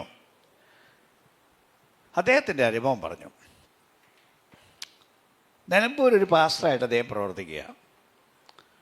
ഒരു ദിവസം ദൈവാത്മാവ് തന്നോട് പറഞ്ഞു, തിരുവനന്തപുരം പട്ടണത്തിൽ റൗഡികളുടെ ഒരു സ്ഥലമുണ്ട്, അവിടെ പോയി ഒരു സഭ തുടങ്ങണം. ചെങ്കൽച്ചൂള എന്ന സ്ഥലത്തിൻ്റെ പേര് ആരെങ്കിലും കേട്ടിട്ടുണ്ടെങ്കിൽ, ചെങ്കൽച്ചൂള. അത് വാടക കൊലയാളികൾ, റൗഡികൾ താമസിക്കുന്ന സ്ഥലമാണ്. പട്ടണത്തിനകത്താണ്. അവരുടെ ഒരു കോളനിയാണ്. അവിടെ വേറെ ആരുമില്ല. അവിടെ പോയി സഭ തുടങ്ങാൻ അദ്ദേഹത്തോട് ദൈവം പറഞ്ഞു. അദ്ദേഹം സഭയുള്ള ആളാണ്. സഭ വിട്ടും വെച്ച് ഇത് അവിടെ പോയി ഒറ്റയ്ക്ക്, കുടുംബത്തെ കൊണ്ടുപോയില്ല, ഒറ്റയ്ക്ക് പോയി. എന്നിട്ട് ഒരു മുറി വാടകയ്ക്ക് എടുത്തു, അതിനകത്ത് തന്നെ. അങ്ങനെ കിട്ടി എന്തായാലും. അതേ ദിവസവും രാവിലെ പുറത്തോട്ടിറങ്ങിപ്പോവും. ചെങ്കൽച്ചൂട മുഴുവൻ നടക്കും. നടന്നിട്ട് ആത്മാവിൽ പ്രാർത്ഥിക്കും, ദൈവമേ ഈ ദേശത്തെ തരണം, ഇവിടുത്തെ ദുർഭൂത ശക്തികൾ ഇവിടെ നിന്ന് ഇറങ്ങിപ്പോണം, ഈ ദേശത്തിന് സ്വാതന്ത്ര്യം വരണം. പരിശുദ്ധാത്മാവിൽ പ്രാർത്ഥിച്ചുകൊണ്ട് ദേശം ചുറ്റി നടക്കും. വേറൊന്നും ചെയ്യില്ല, അത്ര ചെയ്യുള്ളൂ.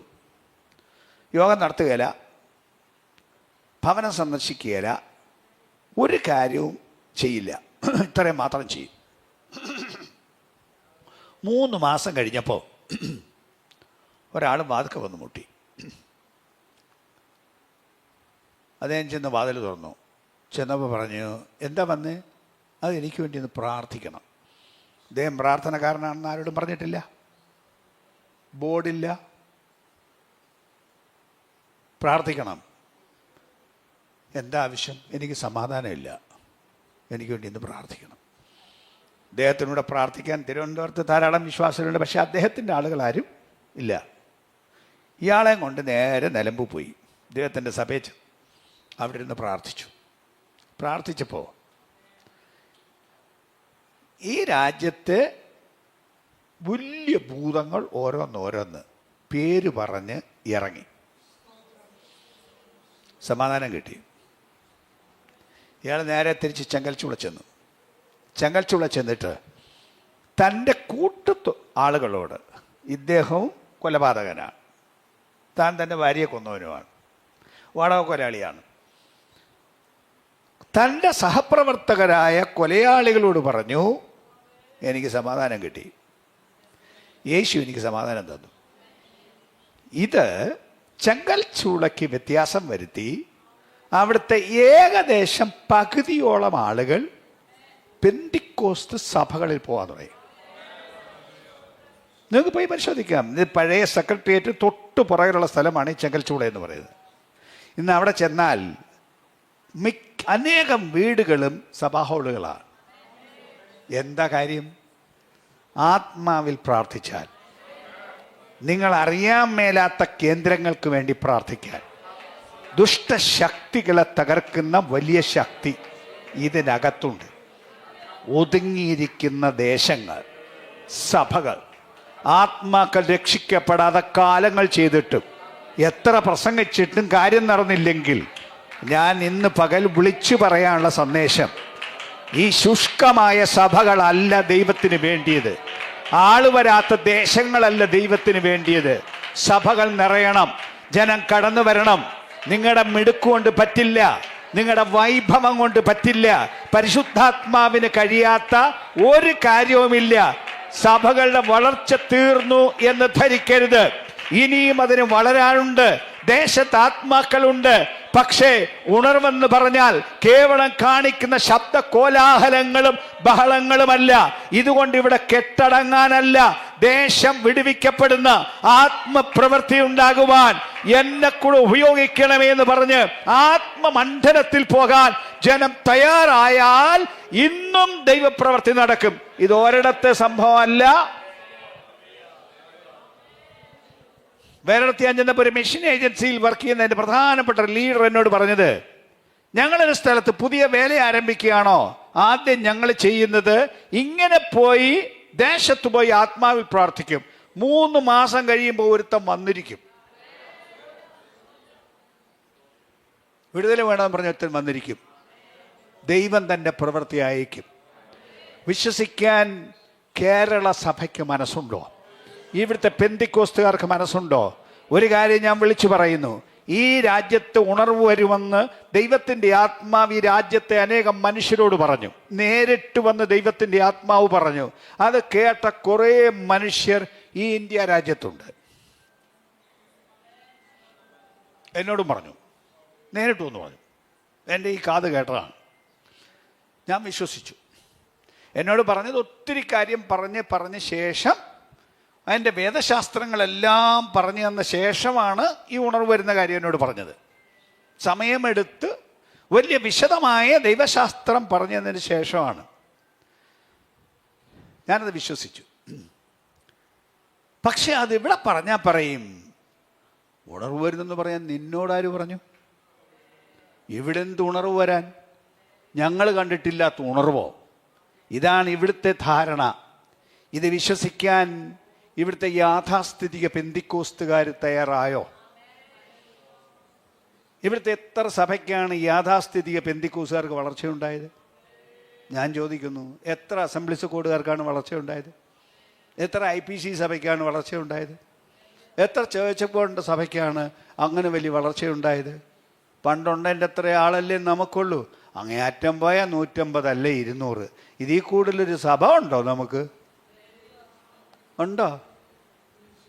എന്നാൽ ഈ കേരളത്തിലെ പട്ടണത്തിൽ നിങ്ങളൊരു പക്ഷേ അംഗീകരിക്കില്ലായിരിക്കാം, 1000, 2000, 3000, 5000, 10000 ആൾ കൂടുന്ന സഭ, ആത്മാവിൽ പ്രാർത്ഥിക്കുന്ന സഭ ഉണ്ടെന്നുള്ള സമ്മതിക്കുമോ?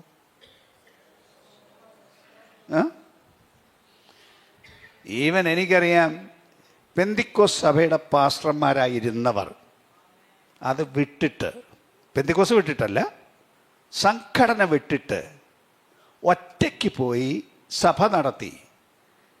നിങ്ങൾ അന്വേഷിച്ചു നോക്കൂ. ഇവിടെ തിരുവല്ലയിൽ, ഇവിടെ കോട്ടയത്ത് പലയിടത്തും അന്വേഷിച്ചു നോക്കൂ.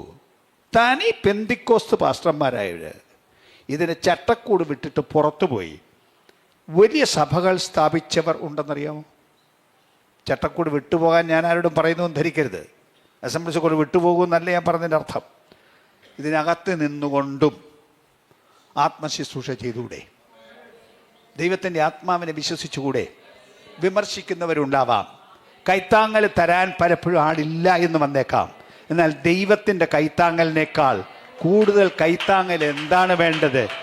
ആത്മാവിൽ ആഗ്രഹിച്ച് സ്വയതൃപ്തി വെടിഞ്ഞ് ന്യായങ്ങൾ പറയുന്നത് നിർത്തി, ഞാൻ സമ്പന്നൻ, ധനവാൻ, എനിക്കിത്രേ ഉള്ളൂ, ഇത്രയൊക്കെ പറ്റുള്ളൂ, ഇത് മതി എന്ന് പറയുന്നതിന് പകരം ഇതല്ല ദൈവം വെച്ചിരിക്കുന്നത്.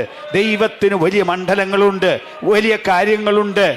ദാഹിക്കുന്നവൻ വരട്ടെ, ഇച്ഛിക്കുന്നവൻ ജീവജലം സൗജന്യമായി വാങ്ങട്ടെ എന്ന് വിളിച്ചു പറഞ്ഞ ദൈവം തൻ്റെ വചനത്താൽ സന്ദർശിക്കുമെന്ന് വിശ്വസിക്കാൻ, അത് അംഗീകരിക്കാൻ, അതിന് പോകാൻ, അതിന് പ്രാർത്ഥിക്കാൻ, അതിന് സമർപ്പിക്കാൻ, അതിന് ത്യാഗം ചെയ്യാൻ തയ്യാറുള്ളവരുണ്ടോ എന്നാണ് ദൈവത്തിൻ്റെ ചോദ്യം. ആമേൻ. പാസ്റ്റർമാരോടും കൂടെ ചേർത്ത് ഞാൻ സംസാരിക്കുന്നു. ആളുള്ള സഭ തേടിപ്പോകുന്നതിന് പകരം വല്ലവരും നേടി ആത്മാക്കളുള്ള തേടിപ്പോകുന്നതിന് പകരം, എന്നെ ദൈവം ഉപയോഗിക്കും, എൻ്റെ മേൽ ദൈവശക്തി ഇറങ്ങി വരും, ഈ നാട്ടിൽ ദൈവത്തിനൊരു പ്രവൃത്തിയുണ്ട്, അത് എന്നിൽ കൂടെ ചെയ്യുമെന്ന് വിശ്വസിച്ച് പിടിച്ചു നിൽക്കാൻ, ദുഷ്ടശക്തിയെ കീഴടക്കാൻ, ആത്മമണ്ഡലം ഉപയോഗിച്ച് ഇതിന്റെ കേടുകൾ പൊട്ടിച്ചു കളയാൻ ശക്തിയുള്ളവരായി ആത്മാവിൽ എഴുന്നേൽക്കാൻ ശുശ്രൂഷകന്മാരും ജനവും തയ്യാറുണ്ടോ? ഈ കേരളം നിശ്ചയമായും ഒരു ഉണർവിനെ കാണും. അസംബ്ലീസ് ഓഫ് ഗോഡ് സമൂഹം ഒരു ഉണർവിനെ കാണണം. അല്ലാതെ ഈ ഉണങ്ങിയ മണ്ഡലത്തിൽ ഇരിക്കാനല്ല ദൈവം നമ്മെ വിളിച്ചതെന്ന് ശുശ്രൂഷകരറിയണം, ജനമറിയണം. പക്ഷെ സ്വയതൃപ്തി നിർത്താതെ പരിഹാരമില്ല. യേശു പറഞ്ഞില്ലേ, ഞാൻ സുഖമുള്ളവർക്ക് വേണ്ടി വന്നതല്ല, ഞാൻ രോഗിക്ക് വേണ്ടി വന്നതാണ്. രോഗിക്കാണ് വൈദ്യനെ കൊണ്ട് ആവശ്യം എന്ന് പറഞ്ഞാൽ, യേശു പറഞ്ഞതിൻ്റെ അർത്ഥം യഹൂദന്മാരെ ഉദ്ദേശിച്ചാണ് പറഞ്ഞത്. അവരെല്ലാം സുഖമുള്ളവരാണ്, അവർക്കൊരു കുഴപ്പമില്ല എന്നാണോ യേശു പറഞ്ഞതിൻ്റെ അർത്ഥം? അല്ല, അവർക്കെല്ലാം സോക്കേടുണ്ട്. പക്ഷെ സോക്കേടുണ്ടെന്ന് അവർ സമ്മതിക്കത്തില്ല. സോക്കേടുണ്ടെന്ന് സമ്മതിക്കാതെ ആ ആളിനെ ചികിത്സിക്കാൻ പറ്റില്ല. ഡോക്ടർ എന്താണ്, മനുഷ്യനെ പിടിച്ചു നിർത്തി നില്ലടാ അവിടെ, നിന്നെ ചികിത്സിക്കാൻ പോവാണ് എന്നും പറഞ്ഞൊരു ഡോക്ടർ ചികിത്സിക്കുമോ? ഇല്ലല്ലോ. ചികിത്സ വേണം എന്നും പറഞ്ഞ് പോയെങ്കിൽ മാത്രമേ അയാളെ ചികിത്സിക്കാൻ പറ്റുള്ളൂ.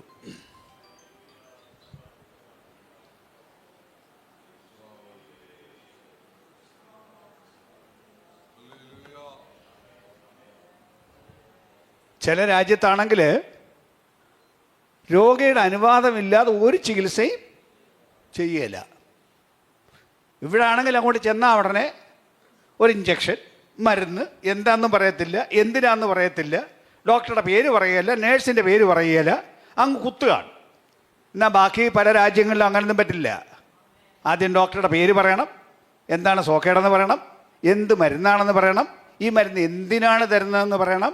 ഇതെല്ലാം പറഞ്ഞ് രോഗി സമ്മതിച്ചെങ്കിൽ മാത്രമേ കുത്തിവെക്കാൻ പറ്റുള്ളൂ, മരുന്ന് കൊടുക്കാൻ പറ്റുള്ളൂ. ദൈവം നല്ല ഡീസൻ്റാണ്. ദൈവം ആരെയും പിടിച്ചു നിർത്തി കോങ്ങായ്ക്ക് പിടിച്ചു വെച്ച് നിലട അവിടെ, നിലടി അവിടെ, നിന്നെപ്പോൾ ഞാൻ ശരിയാക്കാൻ പോവാണ് എന്നും പറഞ്ഞ് ചെയ്യുന്ന ദൈവം അല്ല. അങ്ങോട്ട് എന്ന് എന്നെ കൂടെ സഹായിക്കണം എന്ന് പറയുന്നവർക്ക് വേണ്ടി പ്രവർത്തിക്കുന്ന ദൈവമാണ്. അതുകൊണ്ട് ഒന്നുകൂടെ എനിക്ക് വിളിച്ചു പറയാനുള്ള നിയോഗം, സ്വയതൃപ്തി അപകടമാണ്.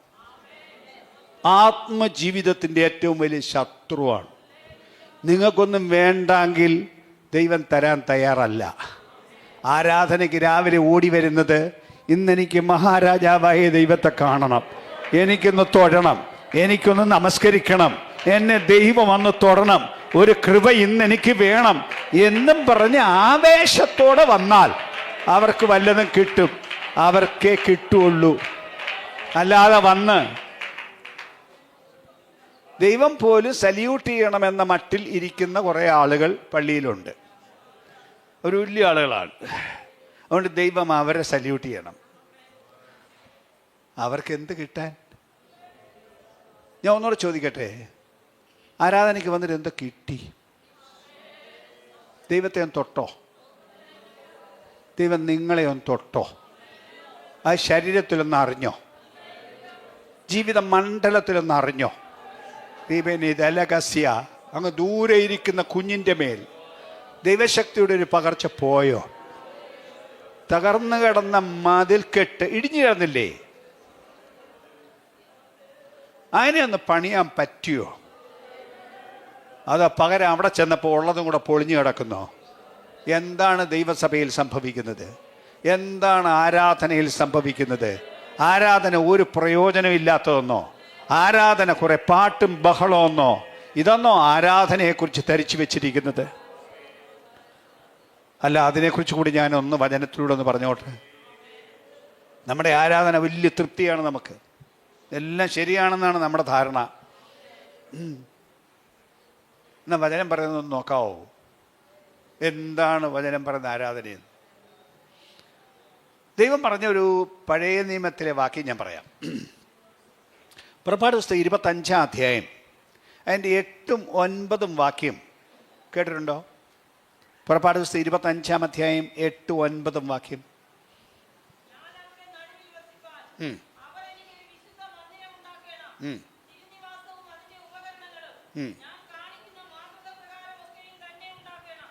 ഓൾറൈറ്റ്, കേട്ടോ വാക്യം?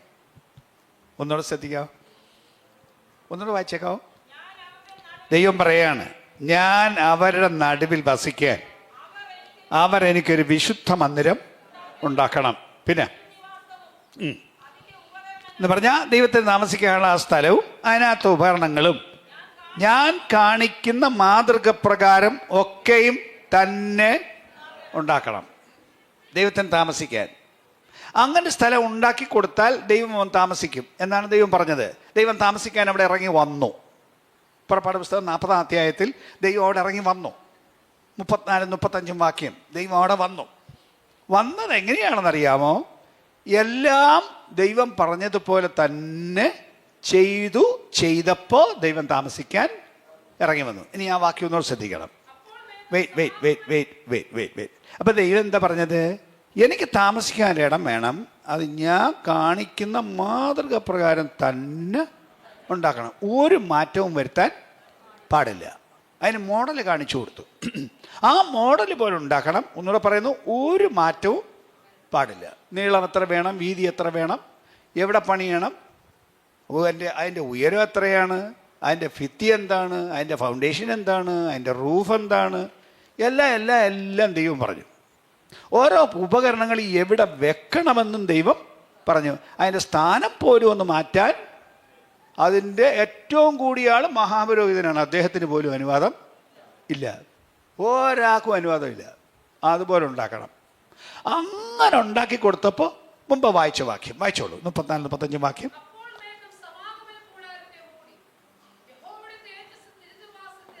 അപ്പോൾ എപ്പോ? അതിന് മുമ്പിലത്തെ വാക്യം, ഇങ്ങനെ മോശ പ്രവൃത്തി സമാപിച്ചു. 33-ാം വാക്യം. ഇങ്ങനെ മോശ പ്രവൃത്തി സമാപിച്ചു. എല്ലാം ദൈവം പറഞ്ഞ പോലെ ചെയ്തു തീർത്തപ്പോൾ ദൈവം അവിടെ ഇറങ്ങി വന്നു. അക്ഷരാർത്ഥത്തിൽ ദൈവ സാന്നിധ്യം ഇറങ്ങി വന്നു. കാണത്തക്കവണ്ണം, അനുഭവിക്കത്തക്കവണ്ണം പറഞ്ഞാൽ അടുത്ത വാക്യം, ഇങ്ങനെ ദൈവം ഇറങ്ങി വന്നപ്പോൾ മോശയ്ക്ക് അതിനകത്ത് നിൽക്കാൻ കഴിഞ്ഞില്ല എന്നല്ലേ എഴുതിയിരിക്കുന്നത്.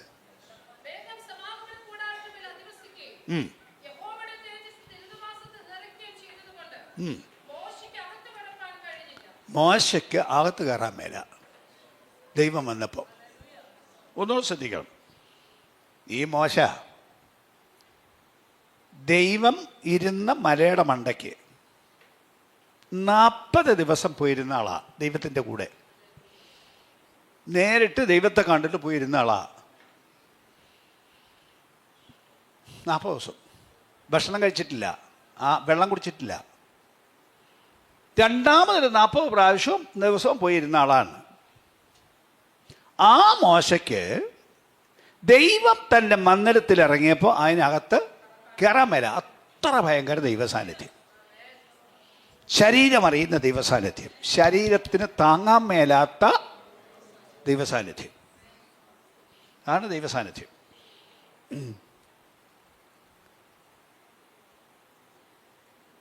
അവിടെ ബാക്കി പിന്നെ പറയാം. അതിൻ്റെ കൂടെ അപ്പോൾ ഇത് ദൈവം കാണിക്കുന്ന മാതൃക പ്രകാരം ഉണ്ടാക്കണം. ദൈവം കാണിക്കുന്ന മാതൃക എന്താണ്? എബ്രായ ലേഖനം 8-ാം അധ്യായം 5-ാം വാക്യം. എബ്രായ ലേഖനം 8-ാം അധ്യായം 5-ാം വാക്യം.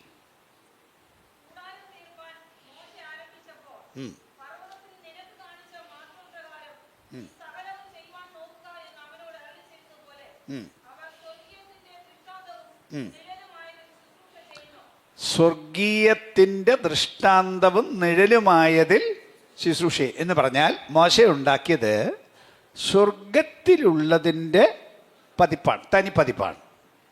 സ്വർഗത്തിൽ എങ്ങനെയുണ്ടോ അങ്ങനെ തന്നെ ഭൂമിയിൽ ഉണ്ടാക്കി കൊടുക്കണമെന്ന് പറഞ്ഞു. ദൈവം കൊച്ചു ദൈവമല്ല, ദൈവം വലിയ ആളാണ്. സ്വർഗമാണ് ദൈവത്തിൻ്റെ സ്ഥലം. ദൈവം പാവപ്പെട്ടവനല്ല. ആരെങ്കിലും അവനവൻ്റെ സൗകര്യത്തിന് ഉണ്ടാക്കി കൊടുക്കുന്നതിനകത്ത് വന്ന് താമസിക്കത്തക്കോണമുള്ള കൊച്ചു ദൈവമല്ല ഈ ദൈവം. ദൈവം വലിയ ആളാണ്. അവിടത്തേക്ക് മഹത്വത്തിന് ചേരുന്ന പോലെ ഉണ്ടാക്കി കൊടുക്കണം. സ്വർഗത്തിൻ്റെ മോഡലിൽ ഉണ്ടാക്കി കൊടുക്കണം. എന്നാൽ ദൈവം വരും. അല്ലെങ്കിൽ ദൈവം വരില്ല. സ്തോത്രം.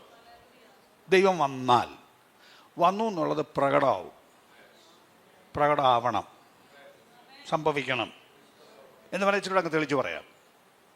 പഴയ നിയമത്തിൽ ദൈവം വന്നു, ദൃശ്യമായി കാണാമായിരുന്നു, അനുഭവിക്കാമായിരുന്നു. മാത്രമല്ല ദൈവം ഇരിക്കുന്ന മുറി എന്നും പറഞ്ഞൊരു മുറി ഉണ്ടായിരുന്നല്ലോ. അങ്ങനല്ല, അതെൻ്റെ ഭാഷയാണ്, എല്ലാവർക്കും മനസ്സിലാക്കാൻ വേണ്ടി അങ്ങനെ പറയുന്നതാണ്. അതിപരിശുദ്ധ സ്ഥലം എന്ന് പറയുന്ന സ്ഥലം ദൈവം ഇരിക്കുന്ന മുറിയാണ്. ആ മുറിയിൽ ആരും കയറിക്കൂടാ. പക്ഷെ ദൈവം ഇരിക്കുന്ന സിംഹാസനത്തിൻ്റെ പ്രത്യേകത അറിയാമോ? ദൈവം ഇരിക്കുന്ന സിംഹാസനം എന്ന് പറയുന്നത് നിയമപ്പെട്ടതാണ്, സിംഹാസനത്തിൻ്റെ രൂപമല്ല. അതിനകത്തൊരു 3 സാധനം ഇരിപ്പുണ്ട്. കാണില്ല, മൂടി വെച്ചിരിക്കുകയാണ്.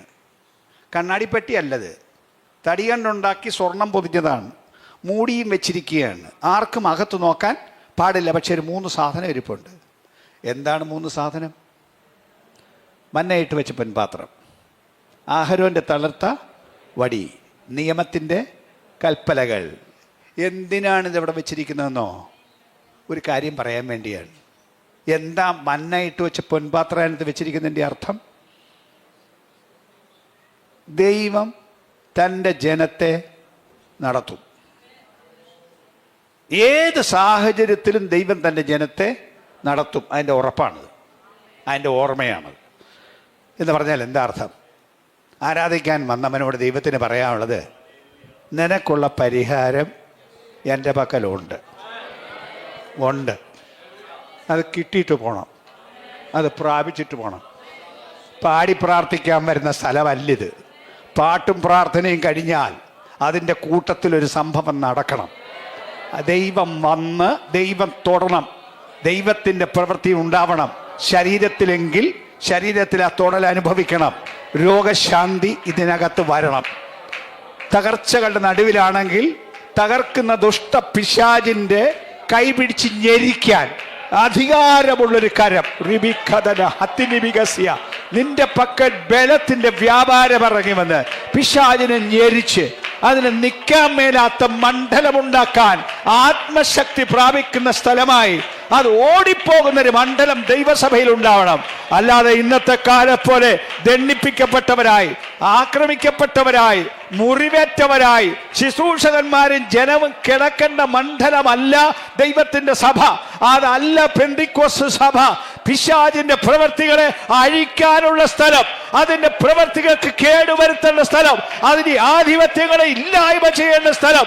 അത് വിശ്വസിക്കാൻ, അത് ഏറ്റെടുക്കാൻ, അതിന് ബലം കൈക്കൊള്ളാൻ ദൈവസഭയ്ക്ക് ആള് വേണം.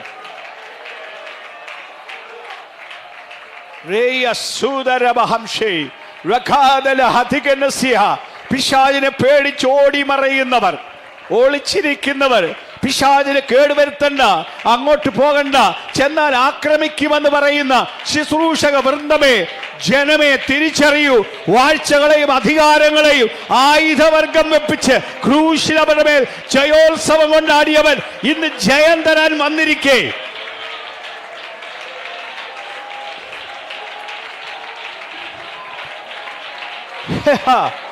അത് ജയമെടുക്കാൻ തയ്യാറില്ലാതെ നീ ഓടി പറയുന്നുവോ?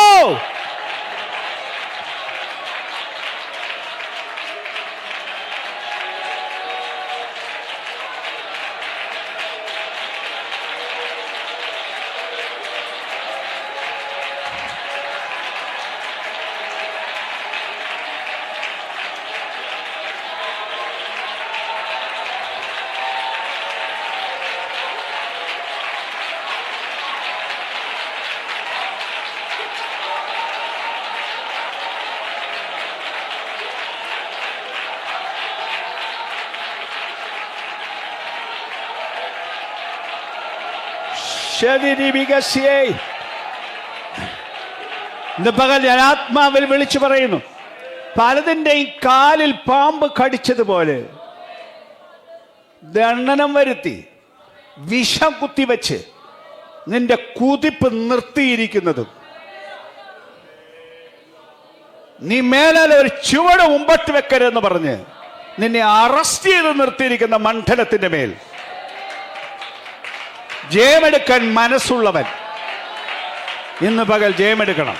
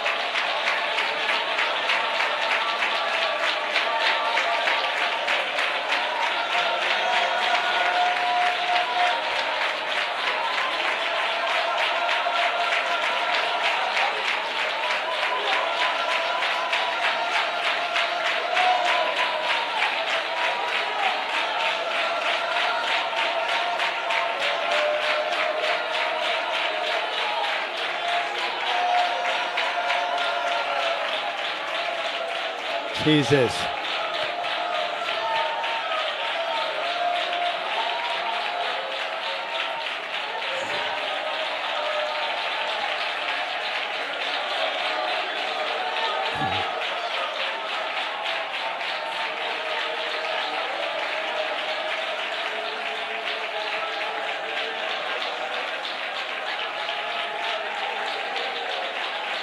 Jesus. Jesus.